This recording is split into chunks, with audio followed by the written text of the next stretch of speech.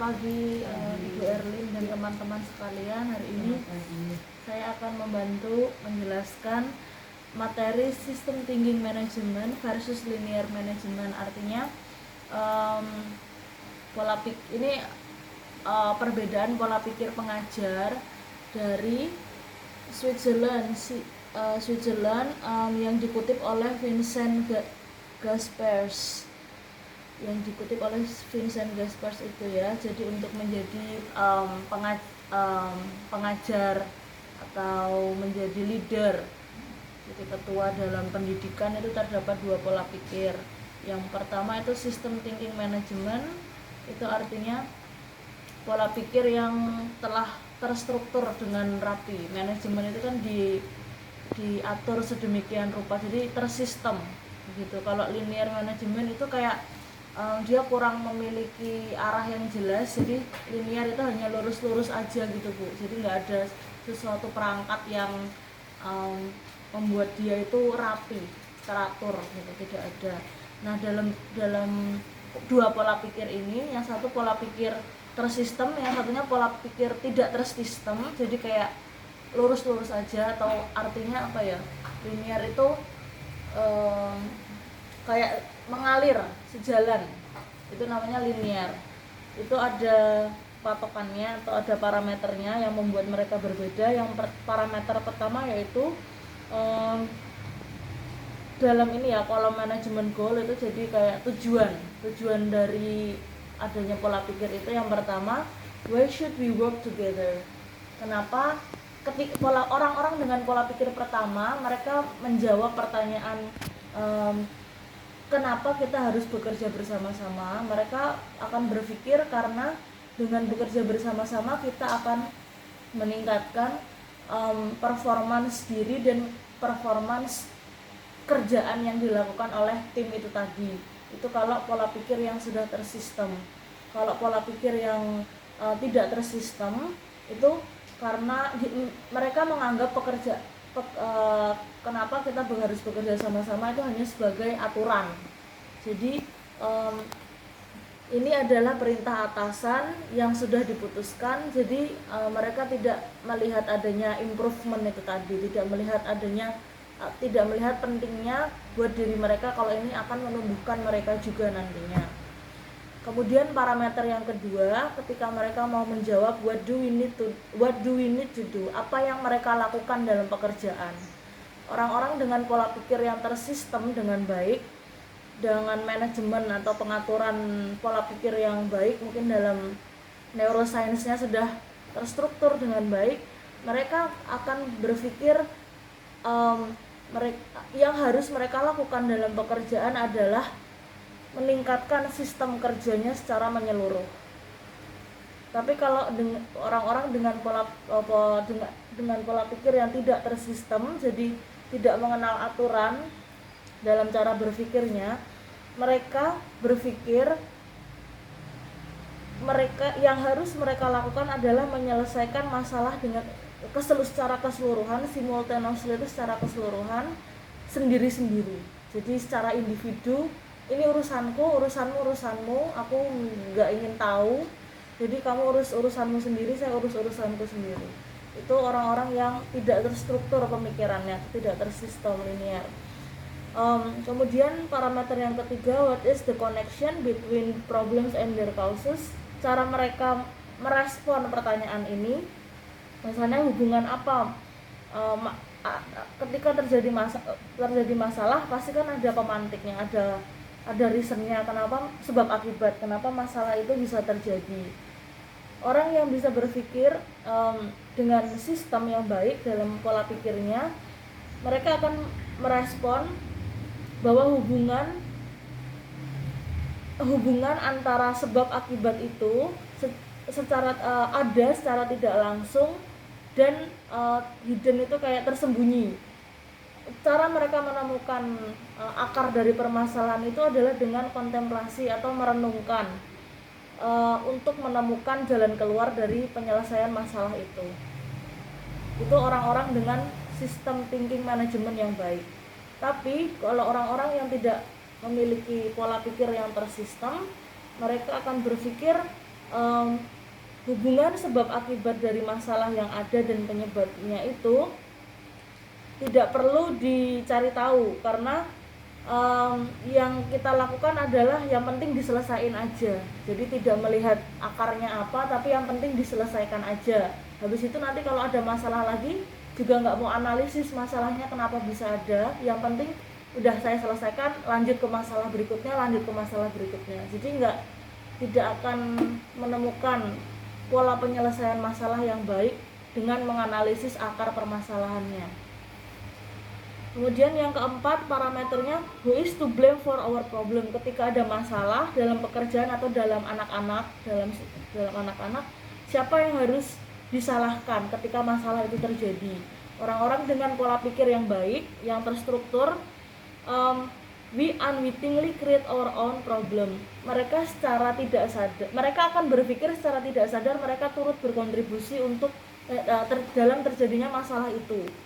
Dan we can solve them through changing our own behavior. Dan mereka lebih ke mengaca pada diri sendiri, Bu, sadar diri. Jadinya meskipun mereka merasa itu bukan salah mereka, tapi mereka memiliki empati untuk merubah mungkin ada salahnya juga saya gitu, kayak tetap refleksi diri, terus tetap introspeksi, terus merubah sikap mereka itu tadi menjadi lebih baik, sehingga masalah yang ada itu pun meskipun bukan dari mereka tetap berbenah diri gitu, Bu. Jadi turut berkontribusi. Kalau orang-orang yang linear management, jadi manajemennya tidak terstruktur dengan baik, mereka akan dengan tegas unequivocally. Kalau equivocally itu kan tidak tegas, kalau unequivocally itu dengan tegas, itu menyalahkan others, orang lain, within or outside the organization, di dalam organisasi, baik anaknya atau baik rekan kerjanya, mereka akan salahkan itu. They are the ones to change, dan mereka yang harus berubah, bukan saya. Lalu parameter yang kelima, which is better. Ketika dua pola pikir ini dihadapkan dengan pertanyaan, short term planning, rencana pendek atau rencana panjang, most quick fixes. Untuk tipe orang pertama ini, mereka akan menganggap bahwa long term itu lebih baik daripada short term, karena most quick fixes bagi mereka, orang-orang yang bekerja secara cepat saja tanpa memperhatikan itu benar atau tidak, yang penting cepat aja selesai. Mereka berpikir bahwa ini akan menumpuk nantinya, atau akan tidak akan ada tidak memiliki proses yang baik dan kuat untuk perencanaan yang lebih panjang. Jadi bagi mereka yang paling penting adalah long term plan, jadi rencana jangka panjang dengan sistem yang baik, jadi dengan konsisten itu tadi. Mereka lebih menghargai konsistensi atau long term period. Sementara orang yang memiliki pemikiran tidak tersistem, a policy design itu artinya aturan-aturan yang dibuat hanya untuk short term, misalnya untuk 1 jam ke depan aja, yang penting kerjaan aku selesai, atau yang penting anak-anak mencapai ini. Dan mereka berpikir kalau misalnya short term itu sudah tercapai, maka long termnya juga akan pasti bisa-bisa aja kok. Mereka menjamin kalau misalnya yang short term itu tercapai, yang jangka panjang juga pasti tercapai. Jadi mereka lebih ke menjamin itu, tapi mereka tidak ngerti padahal long term itu harus ada konsistensi. Itu yang tidak tersistem dengan baik, Bu. Kalau jadi yang tidak tersistem itu mereka fokus ke short term plan. Kalau yang tersistem fokus ke long term plan. Lanjut, how can we improve the whole? Kemudian bagaimana mereka merespon cara untuk improve itu meningkatkan kualitas secara keseluruhan, baik dalam pekerjaan atau dalam anak-anak. Yang tipe orang pertama, untuk meningkatkan kualitas anak-anak secara keseluruhan atau dunia lingkup kerja secara keseluruhan, mereka harus mengoptimalkan. Jadi beda optimal dan maksimal itu beda. Optimal tuh fokus kepada prosesnya, tapi kalau maksimal itu fokus pada hasilnya, Bu. Kalau optimal itu ya, memiliki proses sebaik mungkin, tapi kalau maksimal itu memiliki hasil sebanyak mungkin. Nah, orang-orang tipe pertama ini fokus pada proses dari interaksi satu sama lain. Jadi fokus kepada fungsi dari masing-masing orang. Itu apa, kemudian nanti bisa bekerja sama, bisa melengkapi. Kalau orang yang tipe kedua, untuk meningkatkan kualitas secara keseluruhan, mereka harus meningkatkan bagian-bagiannya saja. Jadi tidak fokus untuk saling melengkapi. To improve the whole, we have to improve its parts, bagian-bagiannya aja. Tidak ada interaksi di situ. Yang fokus dalam interaksi atau mengerti satu sama lain harus bekerja sama, itu yang system thinking management. Gitu, Bu. Lalu lanjut, how can we change the whole? Bagaimana kita merubah keadaan? To change the whole, we have to carry a few key coordinated initiative. Harus mengedepankan inisiatif, Bu. Jadi inisiatif yang terkoordinasi dengan baik. Masing-masing pekerja itu memiliki inisiatif lalu terkoordinasi dengan baik, akhirnya bisa menimbulkan adanya perubahan itu tadi, menuju arah yang lebih baik. Kalau yang tipe kedua, to change the whole, we have to carry out many independent initiative. Jadi fokus ke inisiatif perseorangan saja, tapi tidak mau tidak mau dijadikan satu, tidak ada bonding di situ. Jadi kayak kurang adanya kerjasama di tipe yang kedua ini. Jadi fokus jalan sendiri-sendiri. Lanjut, what are the option available ketika mereka dihadapkan dengan pilihan mana yang bisa mereka pilih, yang available, yang ada. Mereka berpikir there are several choices, pasti ada banyak pilihan yang mereka bisa pilih. Mereka optimis gitu kalau ada banyak pilihan, which have various implication, di mana setiap pilihan yang ada itu membuka pintu untuk efek yang berbeda-beda. Jadi pola pikir ini orangnya lebih ke optimis. Ketika ada masalah, terus mereka harus berpikir option apa, pilihan-pilihan mana, mereka akan lebih optimis. Setiap pilihan pasti ada efeknya sendiri-sendiri, dan mereka fokus ke menganalisis nanti kalau saya memilih yang ini efeknya bagaimana, memilih yang ini efeknya bagaimana. Tapi orang dengan tipe kedua, mereka berpikir bahwa pilihan itu hanya terbatas, lebih ke pesimis, terbatas, dan semuanya tergantung pada masalah. Jadi ya udah, kalau masalahnya misalnya belum cuci piring, ya udah aku cuci piringnya, tapi kayak besoknya masih terbengkalai lagi, mereka nggak akan mikir hal-hal yang kedepannya gitu, Bu. Yang penting satu masalah fokus penyelesaiannya hanya satu, padahal satu masalah penyelesaiannya itu bisa banyak sekali dengan efek yang berbeda-beda gitu, Bu. Jadi kalau orang tipe kedua, satu masalah ya udah selesaikan dengan cara ini. Kayak mengerjakan matematika, sebetulnya ada banyak cara, tapi orang tipe kedua cenderung mengerjakan matematika dengan satu cara aja. Ya udah, cara ini terus. Kita nggak akan mengembangkan cara yang lain karena kita yakin hanya satu cara, begitu, Bu. Itu orang yang tipe kedua. Sudah. Ya, oke, terima kasih, Nafa. Sangat bagus. Paham ya? Yang lain paham? Paham nggak? Kok semua pada diam? Materi aslinya sudah di dalam grup tutor loh. Jadi kalau kamu lupa, kamu bisa lihat kembali ke situ. Ya.